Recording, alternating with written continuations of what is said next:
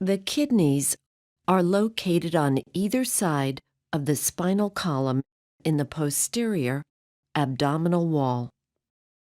Adrenal glands sit on top of the kidney. The medullary pyramid and outer cortex compose the renal lobe.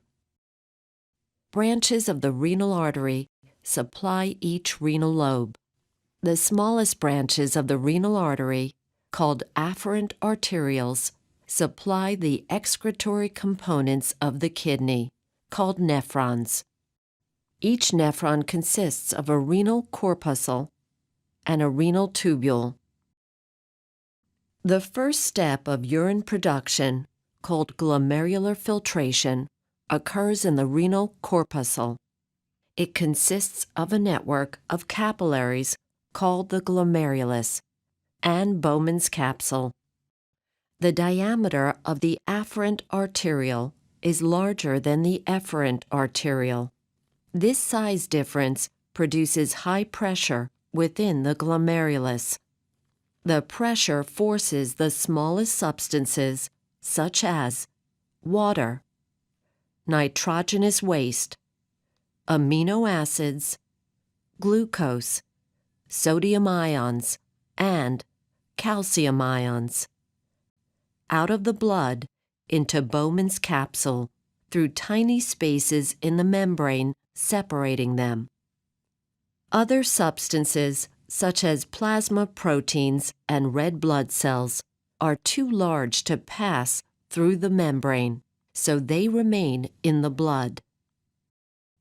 During the second step of urine production, called tubular reabsorption, the fluid passes through the renal tubule, which consists of the proximal convoluted tubule, loop of Henle, distal convoluted tubule, and collecting duct. As the fluid passes through the renal tubule, it reabsorbs useful substances into the peritubular capillaries. Specifically, glucose, amino acids, and some sodium and calcium ions are reabsorbed by active transport. The peritubular capillary reabsorbs water through osmosis.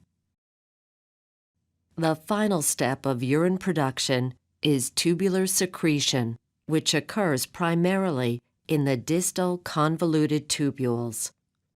These tubules extract larger nitrogenous wastes, excess hydrogen ions, and excess potassium ions from the peritubular capillaries and secrete them into the tubular fluid.